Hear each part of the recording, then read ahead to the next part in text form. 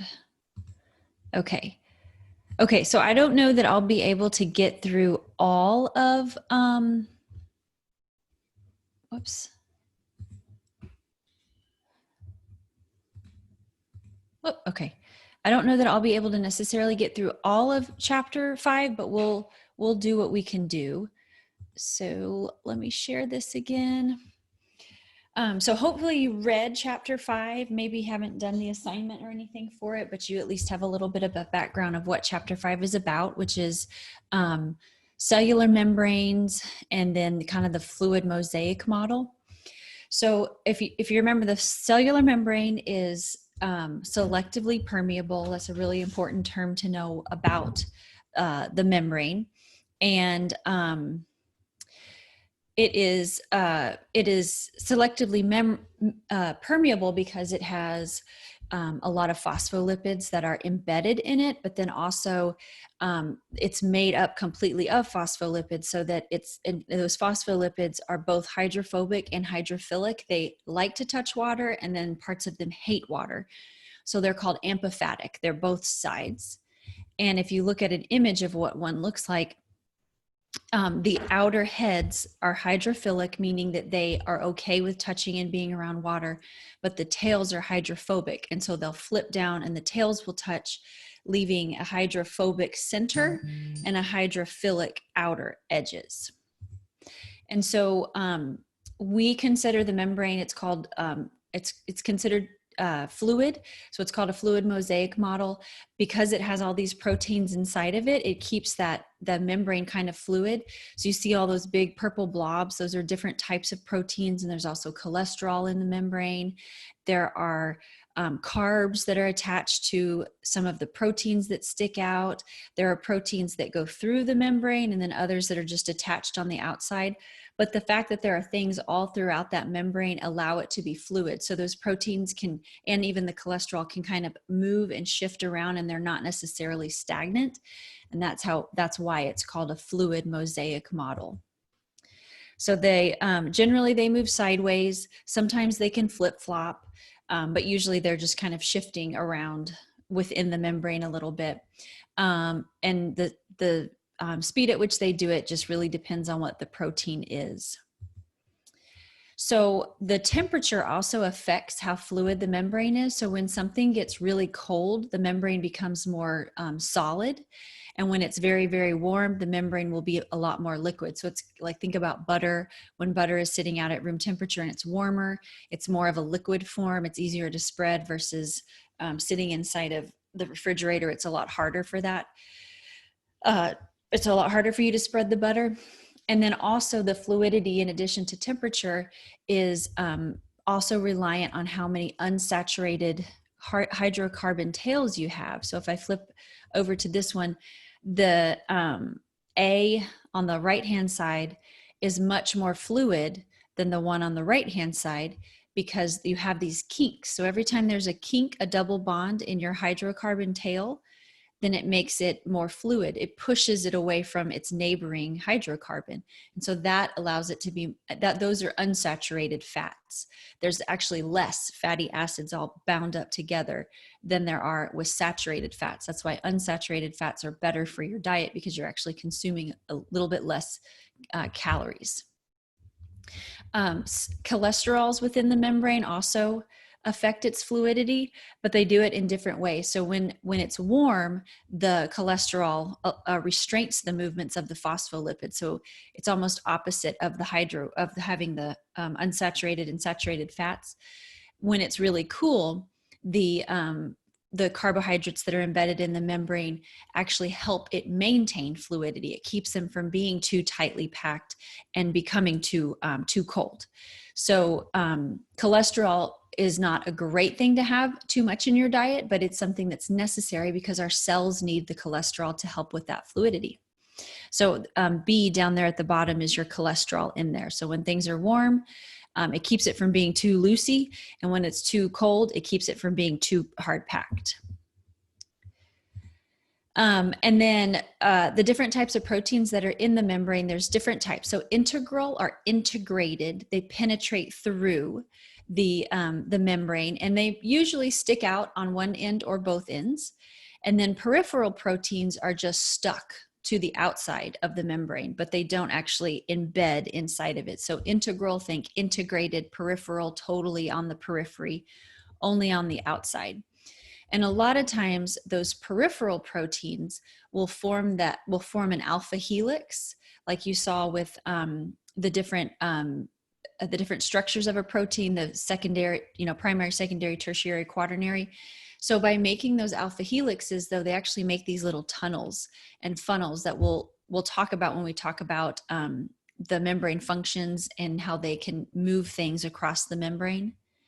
So I would for sure know the 6 major functions of membrane proteins, and we'll go over pretty much all of these things. At least we'll have time, at least today, I think, to get through most of them.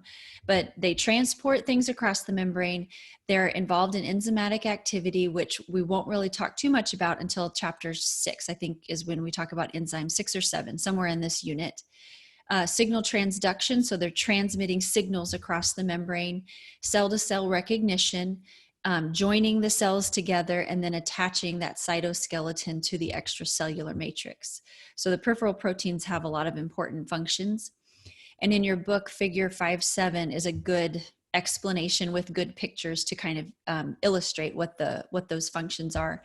So transport is just moving things across. And we're going to talk about facilitated diffusion and active transport. And there are different types of transportation, whether it needs energy or whether it can just happen. Enzymatic activity, I would just know that it's involved in enzymatic activity. Enzymes are things that help reactions happen faster. So we'll talk about those, and this part will make more sense when we get into enzymes. But until then, just know that the proteins are important in enzymatic activity. They will transmit signals. We will talk about that. And then cell-to-cell recognition. So these proteins that stick out, they can, they know, oh, I belong next to that certain cell, or, whatever the case may be. They help with joining the cells together. So you have to have groups of cells that are joined make organs. So somehow they have to recognize that they're like cells and then join. And then they also help attach the membranes to that extracellular matrix, which is like the gunk that's just kind of floating around. Our cells aren't solid all throughout our body. There is stuff outside of the cells. And so the cells have to attach to that, or they'd all just kind of fall down to the bottom of our feet. So in cell-to-cell recognition, usually, and you saw in the picture, there are carbohydrates and glycoproteins. So carbohydrates will covalently bond to either lipids or proteins. And when it binds to a lipid, it's called a glycolipid.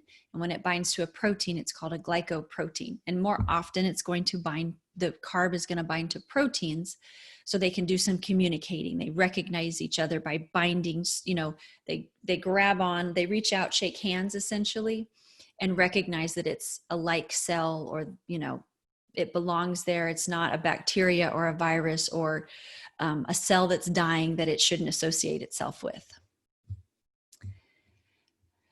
And that's the only thing I guess we talk about on cell-to-cell recognition for this chapter. For talking about transportation, the function of using those proteins in the membrane for transportation,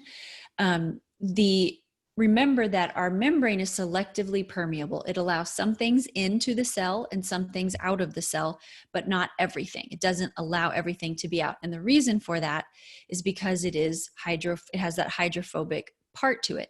So it's not going to let very charged things go through all on their own. It's not going to allow polar things go through, because that's a non-polar part of the membrane. So certain things are not allowed to just move through very easily. And by having those intercellular proteins, you allow some sort of a channel to let those things go through, to bypass the hydrophobic areas. So transport proteins, the integral proteins that transport things through, are called transport proteins. They allow certain objects that otherwise wouldn't get near the hydrophobic tails. They allow them a route to bypass that. So some of them are called channel proteins, and basically it has that alpha helix, and so it makes a little tunnel or a channel that things can go through. And if they're moving water, then those are called aquaporins. So I would remember that channel protein is integrated, things flow through in and out. And if it's a protein that's meant just to allow water into and out of the cell, it's called an aquaporin.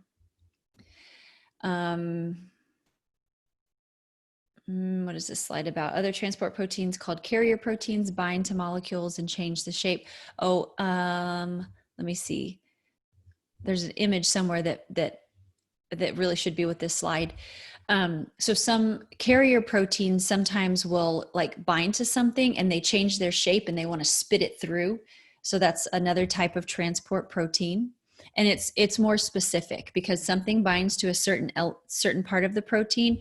It's like, I want to say it's a Rubik's cube, but not really, but it's like a transformer. It changes shape when that happens, and then it allows the movement of certain molecules through. And I think you guys have covered diffusion in lab, or you're covering it right now. Hopefully we try very hard to help them, to allow them to like match up with lab and lecture, but it's almost impossible. Sometimes we get lucky and some things will align nicely. So my hope is that this is a review from lab, but it might actually be a precursor to something that you're going to do in lab. But diffusion is basically molecules, like when you spray perfume in a room or deodorizer in a room, it's very strong right where you sprayed it. But eventually it will spread out throughout the whole room. So molecules don't like to just be, just like to be stuck in one spot.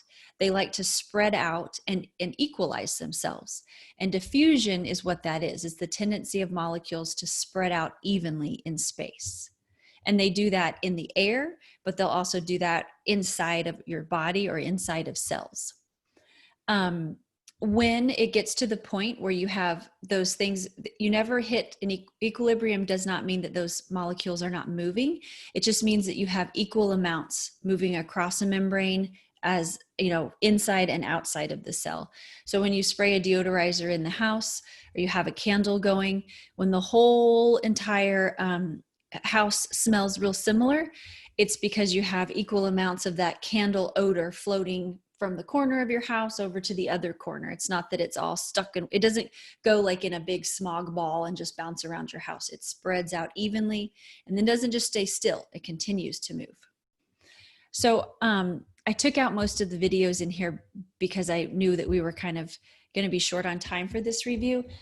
But well, I'll play this one because it's a pretty quick one and it's really easy to watch and explains diffusion really well. But there are a lot of really good videos for chapter 5 because they'll have like diffusion and osmosis and the way that cells react when they're in a hypotonic versus hypertonic environment. I would recommend that if you go into Canvas and you click on, and you just look at all the modules that are listed on the main page, there's a module called Student Links. I think it's maybe the second one. And then in Student Links, there's one called Study Area. Click on Study Area. It will say, can you open this up in a new browser? Open it up in a new browser. And then you can choose study by chapter and choose the chapter that you're on. And under chapter 5, there's lots and lots of videos that are really, really beneficial, I think, to watch. But this one right here shows you how diffusion works real quick. I might have to do this. I thought he did talk earlier. I don't know why he's not talking now. But what it's trying to show you is that those dark molecules are trying to get to a point where they're kind of equal on either side of the membrane. And you notice that arrow that they go down a concentration gradient. So it's easier to go downhill than uphill, right? So it's what they want to do is go from an area of high concentration down to an area of lower concentration. So diffusion is the movement of molecules from an area of high concentration to low.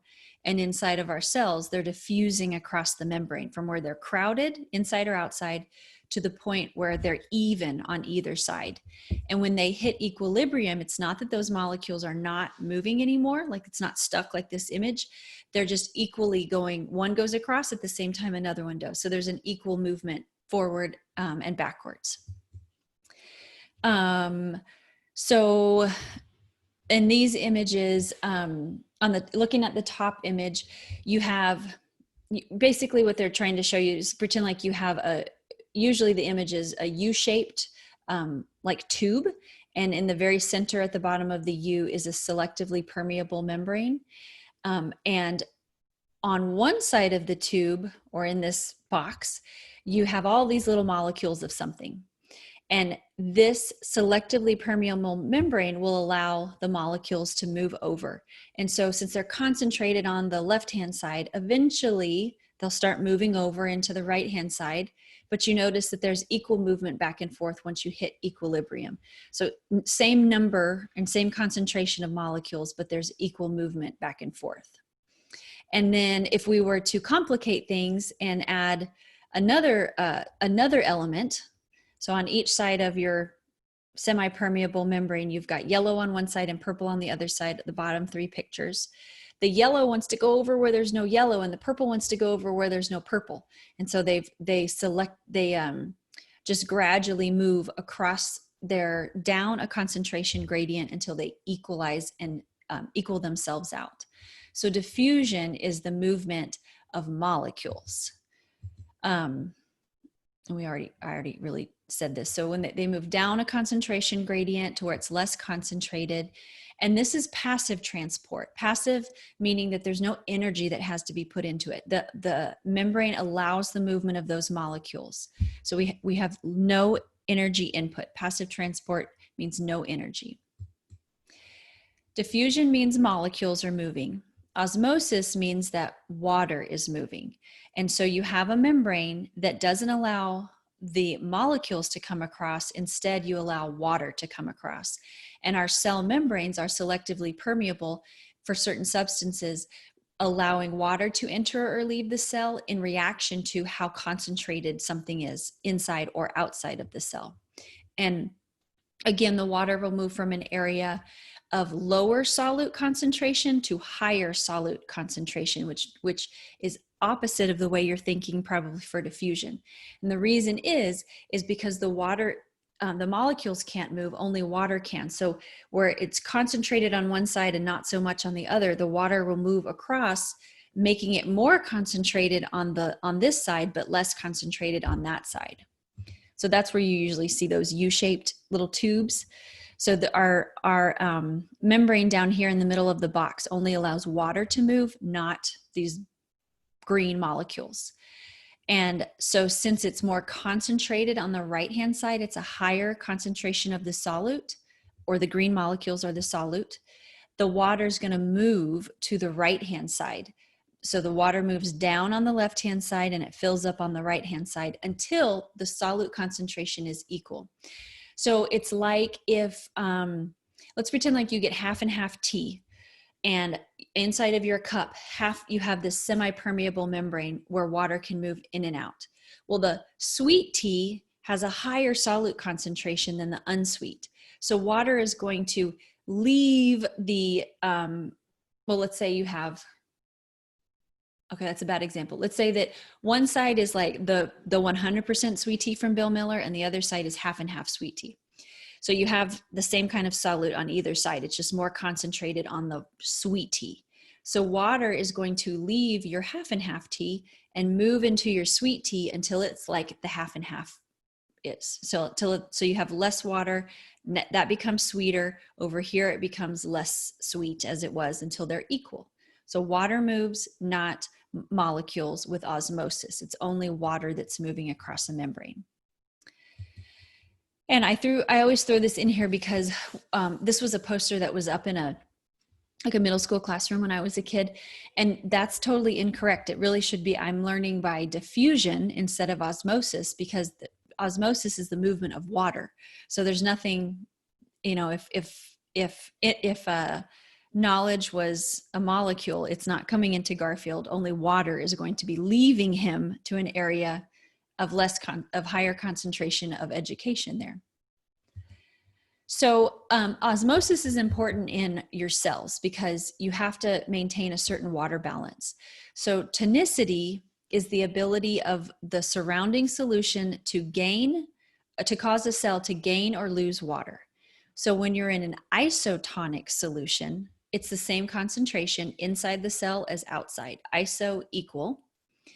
A hypertonic solution, I think kids that are hyper are moving around all the time. This is when the solute concentration is greater. The solute concentration is greater outside than inside the cell. So it's going to leave. Hyper means water leaves the cell.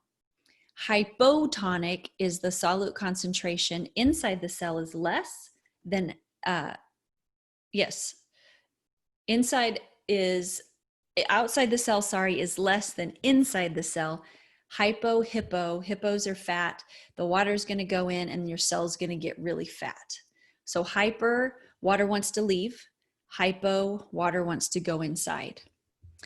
And in animal cells, we want to be in an isotonic situation, because if it's hypotonic and water comes in, your cells will lyse. Hypertonic, water leaves and you become extremely dehydrated. They shrivel up. So if you've ever had to go to the hospital and they gave you an IV, if you were to drink that water, it's not pure water, because we have salt concentration flowing through us. You know, if you lick your blood, doesn't taste like water. It has a flavor to it. We have sodium ions in our body. So when you get an IV, it's actually a saline solution. Or a better example, if you've never been to the doctor, if you have contacts and you have the saline solution to clean and store your contacts in, it's salty if you've ever tasted it. Your tears are salty. If you were to give yourself just pure water, IV, you would bust all of your cells, because you're adding pure water with no solute to your body, and your blood cells don't like that. They have a solute inside of them. And so that water is going to enter it to try to make it less concentrated. If you were to give yourself way too much, like salt in that saline solution, somebody who mixed it, instead of adding a tablespoon of salt, they added a cup of salt. What would happen is the water would leave your cells to try to even out the solute concentration outside of the cells, and they would become shriveled up. So a saline solution or an IV is a slightly salty solution. So osmoregulation is what your body does to try to keep that balance. If not, your body cannot function. You'll bust your cells or you'll shrivel up your cells. And then this is an example of a paramecium, a single-celled organism that actually has a vacuole where it will absorb water, and it will help try to, it's in these really odd environments. So it can be in a situation where it's either somewhere where there's a high concentration of something around it, and that vacuole will absorb the water to keep it from messing up its nucleic acids and all the other stuff that's inside of the cell. In plants actually like to be in a slightly hypotonic situation, as opposed to animal cells really need it to be isotonic. And one of those reasons is the cell wall. So when plants when they're in an hypotonic situation and they take in water, they expand, and the cell wall keeps them from exploding. We only have a cell membrane. We don't have a cell wall for animal cells. But pushing against that cell wall allows that plant to be upright and look really, very healthy. If a plant is in an isotonic situation where there's no net movement, there's no water entering the cell, it's the same amount coming in as coming out, the plant actually becomes limp and it will wilt. And the plasma membrane kind of separates a little bit from the cell wall. There's nothing that pushes against the cell wall to keep it upright. When it's in a hypertonic environment, it loses water, which is really, really bad for the plant. And the membrane will pull all the way away from the cell wall, shrivel up, and that is called plasmolysis. And it is detrimental to the plant. So they like to be in a hypotonic solution. They become turgid. If they're in an isotonic, they're flaccid. They don't look good, but they're probably not going to die. And then if they're in a hypertonic, they'll probably die, and it's called plasmolysis. So I would be able to connect hypo with turgid, so on and so on. So in these pictures, you can really see it. When it's turgid, it's nice and plump and pretty. When it's flaccid, it's kind of limp. It's isotonic. You have the same amount of water in as out. And then plasmolysis, you see the kind of spidery kind of look to it, webbing look. That's the cell wall that's been pulled away. I'm sorry, that's the cell membrane that's been pulled away from the cell wall. Okay, so osmosis and diffusion, those were passive transport, which means that the water moved without energy input from in osmosis, and the cell and the molecules moved without energy input with diffusion. If you are doing something that something is happening that it doesn't naturally want to happen, then you need some assistance in allowing that to occur. So facilitated diffusion is using those transport proteins to speed up the movement of molecules across a plasma membrane. And there are different types of facilitated diffusion. Some are passive, meaning they don't need energy. And then, well, there's passive diffusion. Facilitated has help. And then we'll talk about active diffusion, which is now we have to add energy to it to make it happen. We have to like add, like facilitated diffusion could be like using the wind or something to do whatever windmills do. And then active diffusion would be adding a motor onto it, so you have to add energy in some way. So channel proteins, so we talked about channel proteins before. They're corridors or tunnels that allow molecules to go across. And if they're moving water, it's an aquaporin. Ion channels are another type of channel protein, and these are moving like charged molecules across, which are ions. So sometimes they will undergo like a subtle change. So like a transformer, they'll change shape to spit something out on the outside. And none of facilitated diffusion, remember, no energy input is necessarily needed. So a channel protein is an example of facilitated diffusion. It's just a tube that's like letting things just kind of flow through. And then if it changes shape slightly, that's the channel protein, like a carrier protein, like an ion channel. So it opens, those little balls come in, whatever it happens when it lands in that little circular area, it makes that hole open up. So they open, grab it, spit it out on the other side, constantly kind of moving in that direction. Energy is not needed, but it is additional help. It wouldn't happen on its own without those proteins.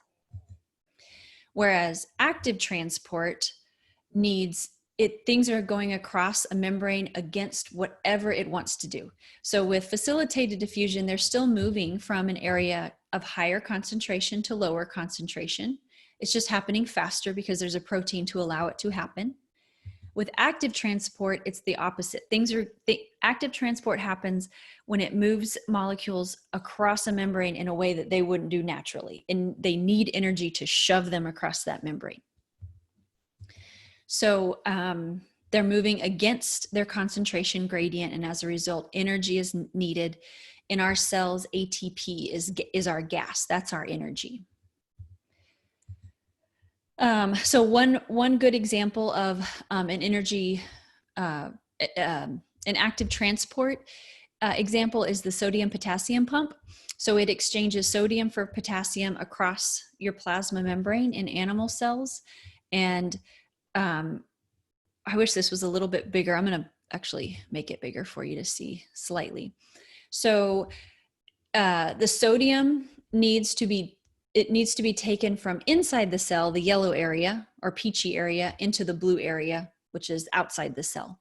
So your carrier protein opens up and your sodiums get docked into their little stations. And when they all get docked, that tells the carrier protein close, add some gas, some energy in the form of ATP, and then open up. And when it does that, the sodium comes across the membrane into an area where it's still in high concentration, but you just don't want a lot of salt. You don't want a lot of sodium in your inside of your cell. So they're pushing that sodium out. And then when it's open, the potassium, the K, comes in and docks in its little triangle areas, and that closes and spits it across. So we're constantly pumping sodium across the membrane to an area where it's high in concentration and it really wouldn't go naturally, and then pumping sodium into the membrane where it's higher in concentration inside the cell. So this is just an example. Sodium potassium pump is an example of active transport. Energy is added. We're moving two different ions, charged ions, across their concentration gradient. We're adding more to a place where there's already a lot.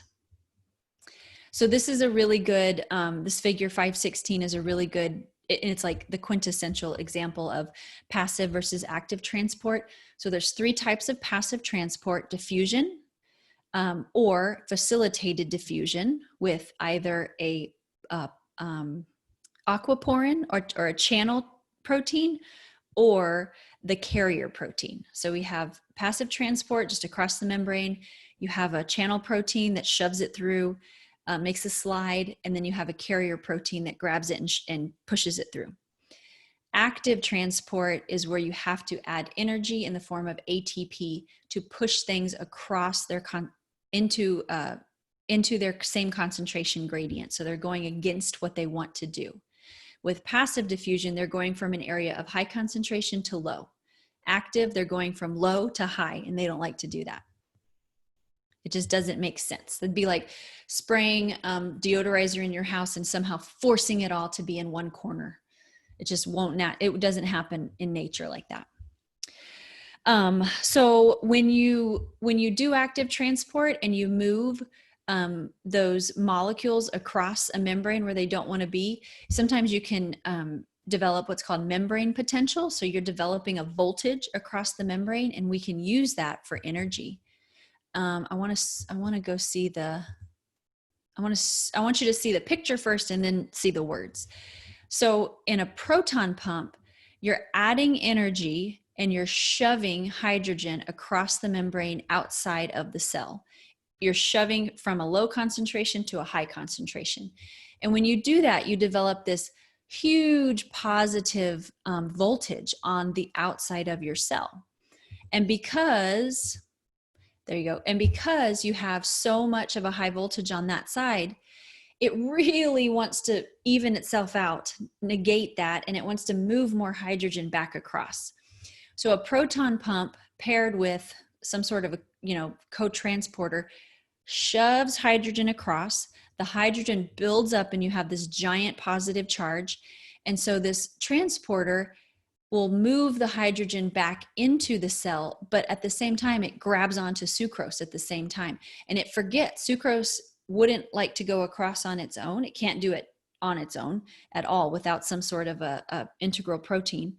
But in all of the hoopla to get that hydrogen across, sucrose can sneak its way into inside there as well. So that's called a co-transport, where it couples with this downhill happy way that hydrogen's moving across, and it's pulling something that doesn't want to do it. But there's so much energy on the outside with all those hydrogens that it's almost like the cell doesn't care that sucrose came across as well. Let me go back and see what else there was that we didn't talk about. So membrane potential was formed.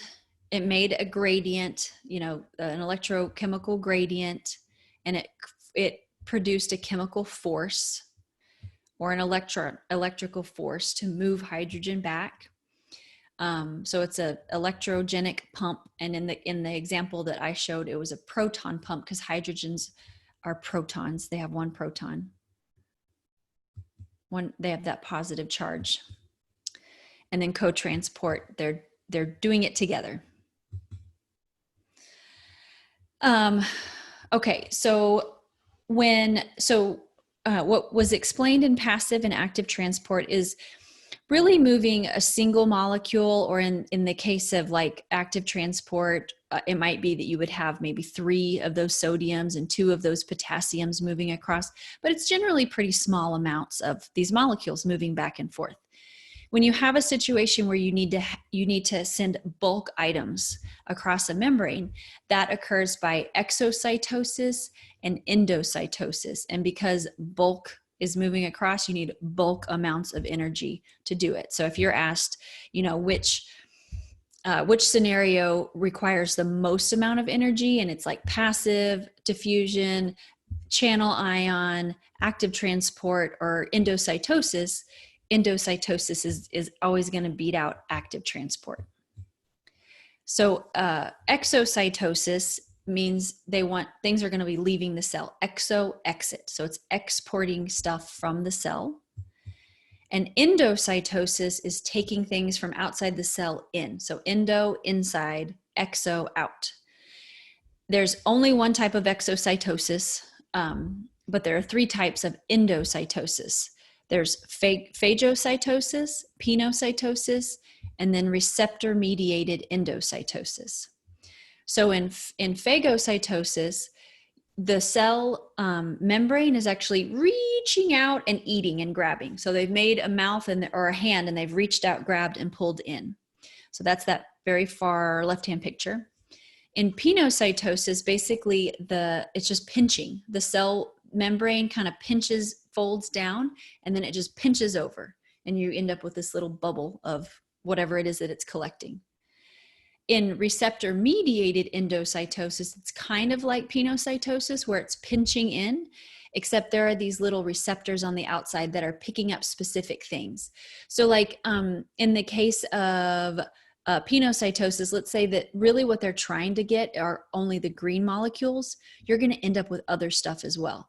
With receptor-mediated endocytosis, it only picks up what it actually wants to pick up, because it has receptors that specific things bind to. And so when enough of those receptors on the outside are filled, it will pinch off, and you have your little bubble of whatever it wanted to bring into the membrane. And then phagocytosis usually is feeding, it's usually getting food or larger objects, because it has to reach out around something really big and then swallow it inside.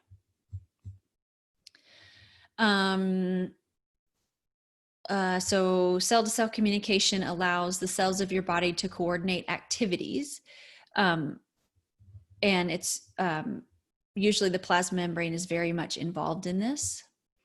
So also unicellular organisms have to communicate with one another. So there's different ways that your cells will communicate with each other. There's local communication, and then there's also really long distance signaling. Long distance signaling are your hormones, and local are other things. But we have these junctions, or these little areas, your animal cells and your plant cells will butt up next to one another.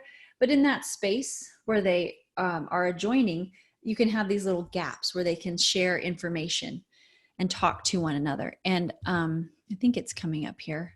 But one reason why they might want to talk to each other is, like, if one cell starts to reproduce and grow, the rest of them need to reproduce and grow too. So if all of these cells are like let's say that you wound yourself, you have a big giant cut and so you have to make more cells to close that up. Well, your whole skin needs to regenerate and grow there. So the first one that starts to reproduce releases these smells, or these signals that tell the other cells, oh, I should do the same thing. And so that's how your body will repair itself.